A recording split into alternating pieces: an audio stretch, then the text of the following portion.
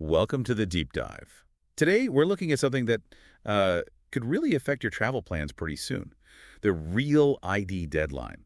That's May 7th, 2025. It's definitely sneaking up on people, and we've gathered quite a bit of information to sort through it all. Yeah, we've got stuff from, the official sources like Homeland Security, but also state DMVs, California, Pennsylvania specifically. Plus, news reports from places like Fox and CBS, insights from Insurify, and even some interesting discussions happening over on Reddit. Right on the TSA subreddit. Yeah. And the basic law itself, the Real ID Act. So the mission today is pretty clear, I think. Absolutely. We want to figure out what Real ID actually is, why it's suddenly such a big deal now, what you need to get one. And crucially, what happens if you don't have one come May 7th? It's interesting seeing all these sources together, isn't it? You get the high-level government view. And then you get the nitty-gritty from the state DMVs, the potential problems flagged by the news. And then real people on Reddit just trying to figure it out. It shows the whole picture. From the policy all the way down to, waiting in line at the DMV. Exactly.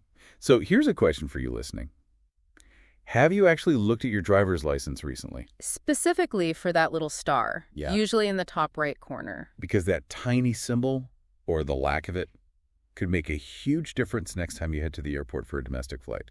Could be smooth sailing or not so much. Definitely worth checking. Okay, so let's start at the beginning.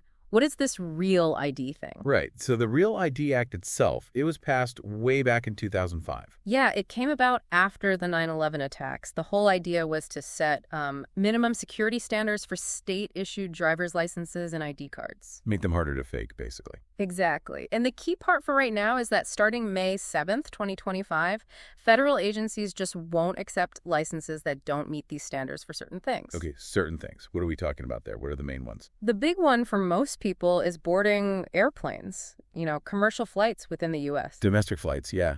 That's huge. It is. But it also includes getting into certain federal buildings, like maybe a courthouse or other secure facilities. And nuclear power plants, apparently. And nuclear power plants, yes. So flying is the main focus, but it's not the only thing. Got it.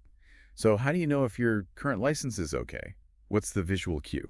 It's that star we mentioned. You're looking for a star symbol, usually up in the top right corner of your license or ID card. Can be black or gold, I think. Right. Varies by state. California, for example, uses a gold star inside a golden bear silhouette. Okay, so if you see the star, you're good for now. If you see the star, your current ID is Real ID compliant. You don't need to do anything about this until it expires normally. That's enough. But this law is from 2005. Why the big rush now for May 2025? It feels like we've heard about this before. We have. There have been multiple delays and extensions over the years.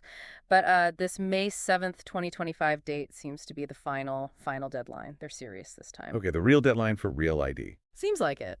And starting then, like we said, if your license doesn't have that star, it just won't work for flying domestically or getting into those federal sites. Which could cause, chaos at airports if lots of people aren't ready. That's the worry. Significant delays, confusion, people potentially missing flights. It could be messy. Right. So if you check your license and there's no star, what do you need to do? What documents do you have to pull together? Okay. Generally, you need to prove a few key things. First, your identity.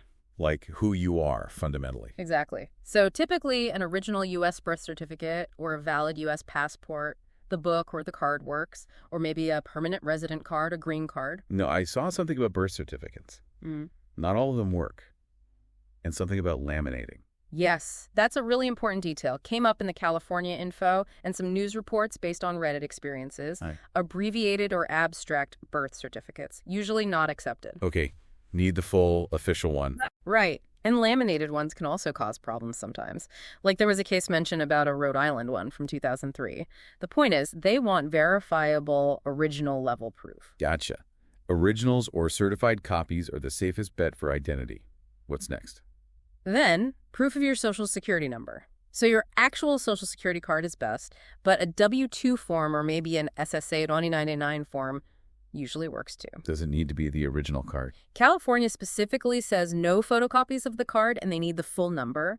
And crucially, the name on your social security proof must match the name on your identity document. The name matching. That sounds like where things could get complicated. They definitely can. If the names don't match, you need official documents, like a marriage certificate or court order to show why they're different. We'll circle back to that. Okay, so identity, social security, What else? residency. You need to prove you live in the state. Usually requires 2 different documents. Like what? Utility bills? Yeah, utility bills are common. Mortgage statements, lease agreements, bank statements, things with your current address. Originals needed for those. California actually says printed copies are okay for residency docs, but they must be printed, not just on your phone. And if you use a P.O. box, you still need to show proof of a physical street address. Okay, and then there was something about lawful status. Right. And Surify mentioned this, and it came up regarding undocumented immigrants on Reddit. You generally need to demonstrate you have lawful status in the U.S. to get a real ID itself. Okay, that's quite a checklist. Identity, social security, 2 proofs of residency, lawful status, and making sure all the names line up. That's the general framework. But states can have their own quirks. Right, you mentioned California and Pennsylvania. How do they differ? Well, California really pushes their 1, 2, 3 done thing. Yeah. They have very specific lists online of exactly which documents they'll take for identity, social security, and residency. Very clear about needing certified legal docs for name changes, too. And Pennsylvania, what's their focus? Pendo T really hammers home that name consistency. Your legal name must match across your proof of identity and other docs. So if you got married and changed your name. Exactly. If your current name is different from your birth certificate or passport name, you absolutely need legal proof of that change. Like a marriage certificate. Yes, but they're specific. Pennsylvania wants a certified marriage certificate from the county court, not just the decorative one or the initial license you applied with. Ah, okay. Details matter. Very much so. They also give guidance on maiden names, middle names, initials. It shows how each state interprets the federal rule slightly differently. This name change issue, especially for married women, seems like a real sticking point according to some news reports. It really does. OTE, News, Fox News, they've highlighted the difficulties. If your birth certificate shows your maiden name and your current legal name is your married name, you have to bridge that gap legally. With that certified marriage certificate? Or maybe divorce decrees, if that's relevant? Precisely. And California notes if you've changed your name multiple times, you need the paper trail for each change. Wow. So it's not just showing up, it's proving your identity history if it's changed. Exactly. The state-level variations in what proof is needed seem to be causing a lot of the confusion and frustration people are reporting. Okay, so it's crucial to check your specific state's DMV website for their exact requirements, Yeah. especially on name changes. Definitely. Don't assume it's simple. All right, let's shift to the consequences. Yeah. May 7th, 2025 rolls around, and you don't have a real ID or another acceptable ID. What happens when you try to fly domestically? This is the big one. The TSA is quite clear. After that date, your standard non-compliant driver's license or state ID won't be accepted at the checkpoint, period. So you just can't get through security. That's the default, yes. Right. However, there's a bit of nuance or maybe confusion. Oh, like what? I saw some chatter on that Reddit thread about maybe still getting through. Right. The official TSA stance on their website is that if you arrive without acceptable ID, maybe you lost it, it was stolen, whatever, you might still be allowed to fly. Might. They have an identity verification process. You'd have to provide personal information, name, address, etc., and likely go through additional, probably more thorough screening. Okay, so there's a backup plan. Potentially. Potentially. But the vibe on the TSA Reddit thread was less certain. Some users, including people identifying as TSA officers, seem to suggest that a non-real ID just won't cut it at the checkpoint, forcing you into that secondary verification. Which sounds like it could take a while. A long while. TSA themselves recommend arriving 3 hours early if you don't have acceptable ID. That tells you something. Yeah, that screams major delay. And there's no guarantee. If they can't verify your identity or if you don't cooperate, you absolutely will not be allowed to fly. So relying on that secondary process seems risky, especially if lots of people are trying it at the same time. Extremely risky. Imagine the lines. It's probably not a situation you want to find yourself in. Agreed. What about getting into those federal buildings or nuclear plants? Same backup option. Doesn't seem like it. For those locations, the rule looks much more black and white. No real ID or other acceptable ID, and no entry after May 7th. Okay. So if someone doesn't get a real ID in time, what other IDs will work for flying? Thankfully, there are alternatives. The most common one is a valid U.S. passport book. Right, your regular passport. Or a U.S. passport card. That's another good option. We should talk more about the passport card. What else works? DHS Trusted Traveler cards, think Global Entry, NEXUS, SENTRI, FAST, also U.S. military IDs, What? a permanent resident card or green card, and foreign government-issued passports are also acceptable. Do foreign passports need anything else? Sometimes. California's DMV notes that depending on the traveler, a valid U.S. visa and an approved I-94 arrival departure record might be needed alongside the foreign passport. Best to check the full TSA list on their website. Got it.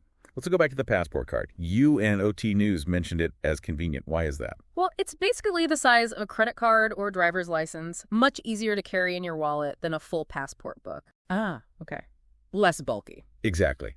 And it's fully valid for domestic air travel.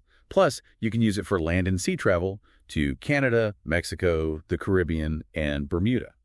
So it's a pretty versatile and convenient alternative if you don't want to carry your main passport around domestically. It really is. Definitely something to consider if getting a real ID seems like too much hassle or if you're cutting it close to the deadline.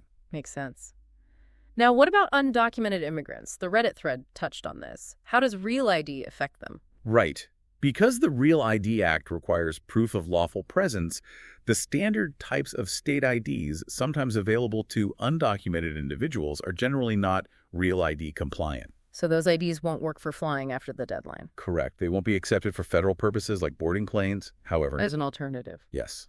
As we just listed, a valid foreign passport is an acceptable ID for air travel, according to the TSA, For anyone. regardless of immigration status. Yes. So an undocumented individual couldn't use their state-issued non-real ID, but they could use their valid passport from their home country to board a domestic flight. Okay, that's a key clarification. Now, zooming out, how ready is the country for this? What are the compliance rates looking like? Not great, honestly. That CBS News report from April 2025 was pretty sobering. What does it find? It said something like 17 states had compliance rates under 50%. Some states like New Jersey, Pennsylvania, Washington, Maine were particularly low. Well, less than half the people in those states with compliant IDs just weeks before the deadline. Exactly. And that's why there's so much concern about major disruptions at airports starting May 7th. If that many people show up with the wrong ID, well, you can imagine. Yeah, long lines, missed flights, general chaos. Are states doing anything last minute to boost those numbers? Some are trying. We saw reports of extended DMV hours, special weekend events for Real ID application. Like that super center in Illinois? Right, things like that. But, even with those efforts, for a lot of people, it might just be too late to get the ID processed and issued before the deadline actually hits. So bottom line for everyone listening, check your license now. Like today. Absolutely. Look for the star. If it's not there and you plan to fly domestically or go into certain federal buildings after May 7th, 2025, you need a plan. Plan A. Get the real ID, which means figuring out your state's rules and gathering all the right documents, especially if your name has changed. Plan B. Make sure you have an acceptable alternative, like that passport or passport card we talked about. And the big advice from everywhere, don't wait. DMVs are already busy. It's only going to get worse. Exactly. Procrastination is not your friend here. While alternatives exist, the Real ID is designed for this kind of domestic use, making it convenient. So find your license, check for the star, no star. Go to your state's DMV website, figure out the checklist, and start gathering papers. Especially if you've had name changes. Be ready for extra scrutiny there. It's really about being prepared. Definitely.